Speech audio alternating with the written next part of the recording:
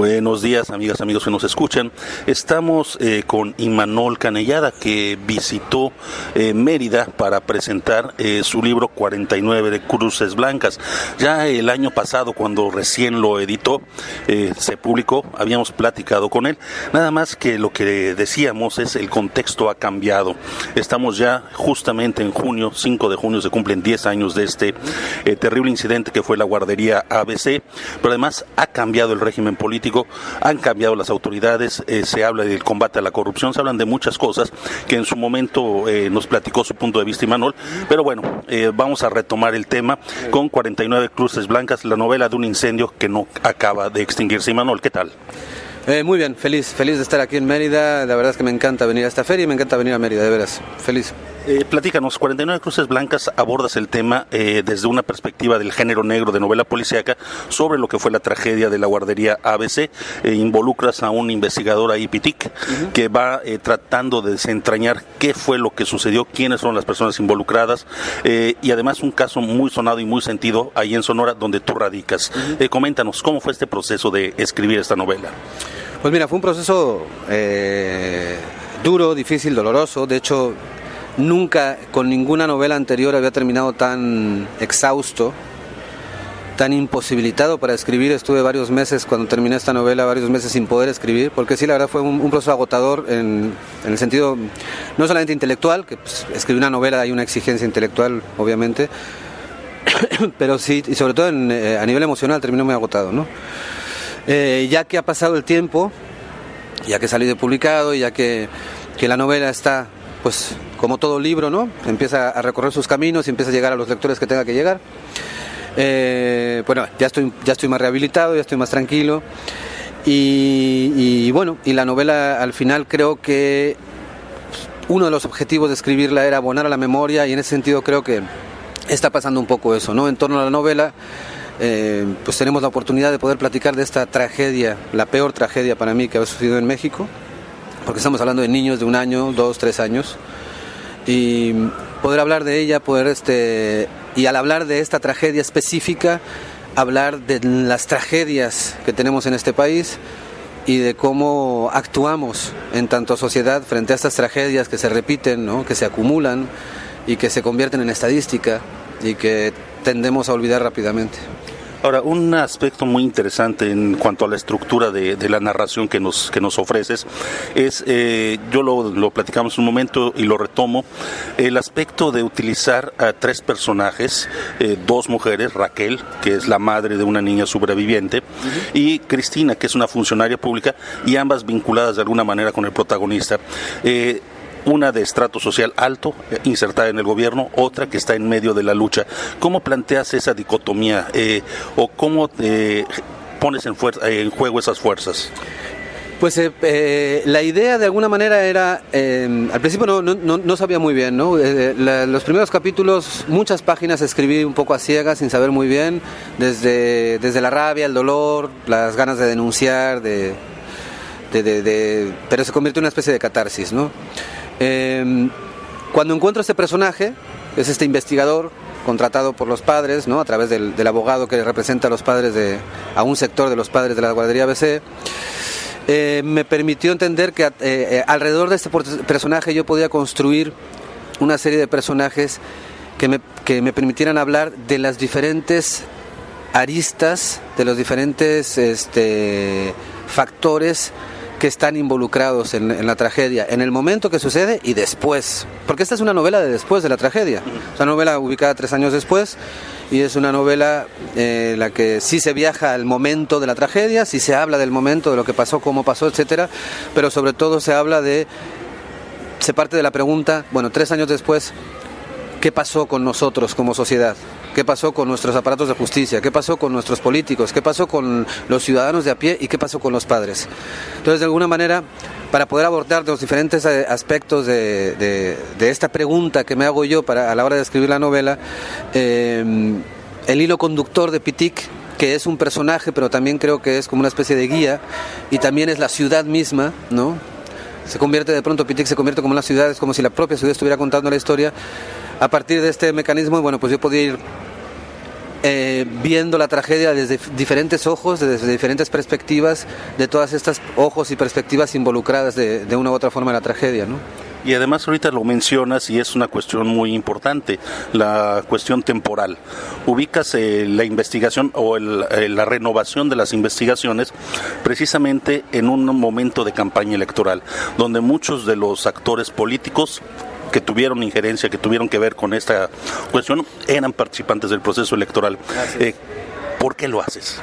Pues mira, entre otras cosas lo hago porque es inconcebible que alguien que haya estado mínimamente involucrado, señalado como un culpable indirecto o directo, me da igual, de la tragedia, 3 años después pudiera tener un juego político, pudiera estar ahí en la jugada, ¿no? Buscando el poder, ¿no? Hablo, por ejemplo, de Ricardo Burs, que en ese momento, de Eduardo Burs, perdón, Ricardo es el hermano, de Eduardo Burs, que era gobernador cuando sucedió la tragedia y que en 2012 era el tesorero de la campaña de Enrique Peña Nieto, ¿no? Por ejemplo, dice, bueno, ¿cómo es posible que tenga una vida política alguien que estuvo por lo menos indirectamente involucrado en la tragedia, ¿no?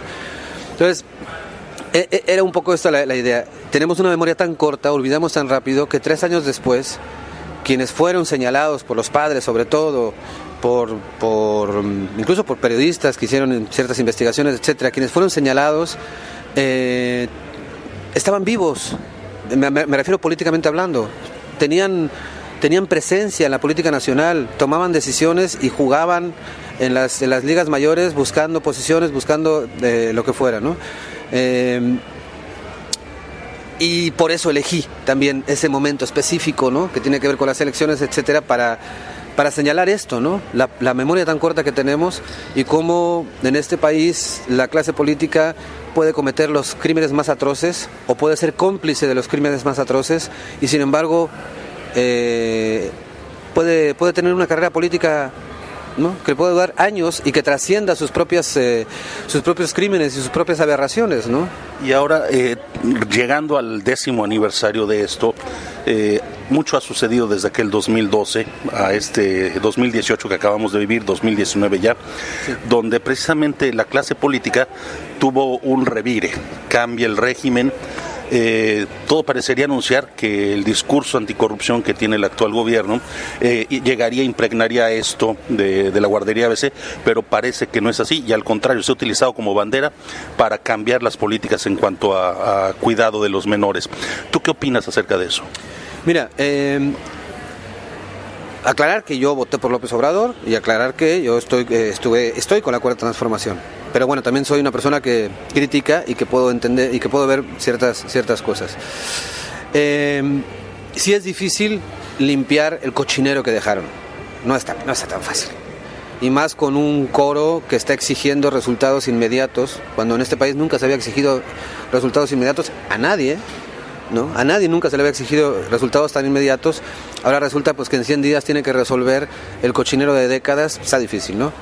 Y el sistema de subrogación de guarderías, la tragedia de la guardería ABC lo demostró, era un verdadero nido de corrupción y de impunidad.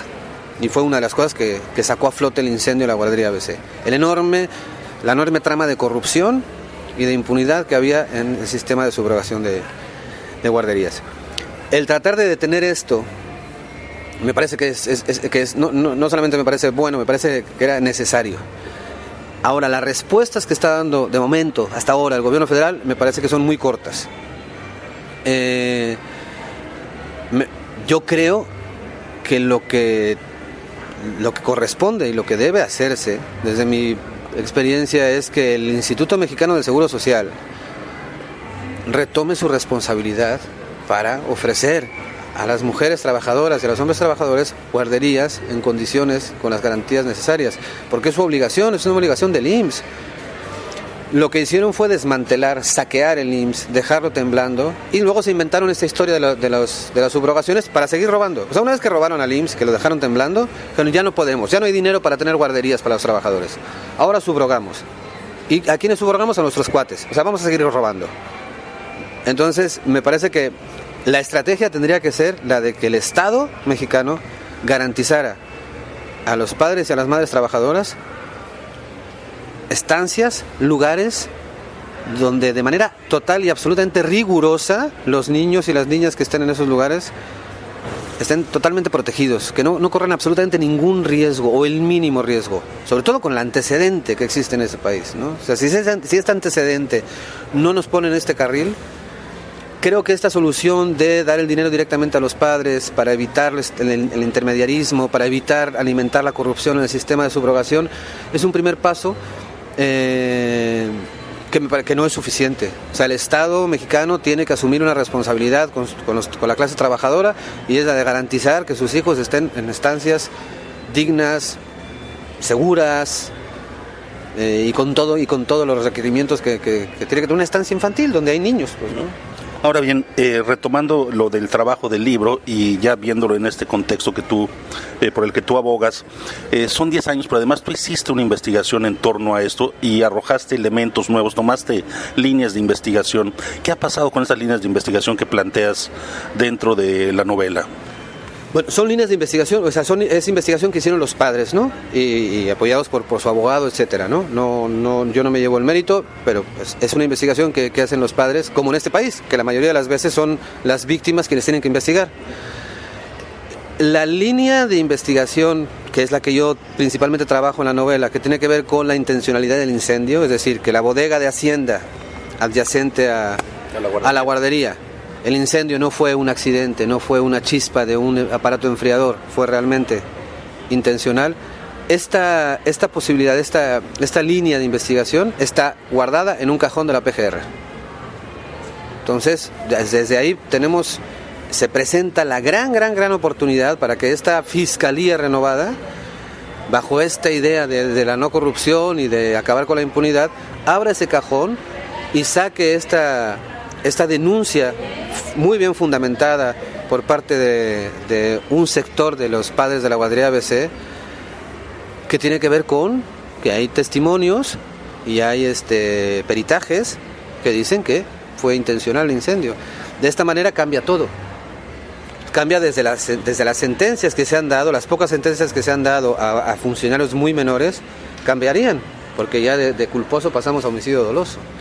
Y bueno, eso es parte de lo que planteas en 49 Cruces Blancas, a 10 años de el incendio de la guardería ABC. Platicamos con Imanol Canellada, su novela. Realmente, cuando tuve oportunidad de leerla, si él dice que le desgarró, como lector también uno termina con unos sentimientos bastante dolorosos, sobre todo por la impunidad que subyace a todo el caso. Imanol, te agradecemos mucho esta entrevista. No, al contrario, muchas gracias a ustedes por abrir el espacio, gracias por leer, gracias por promover la literatura en sus espacios, qué maravilla, gracias de veras. Ahí está, hasta luego. Hasta luego.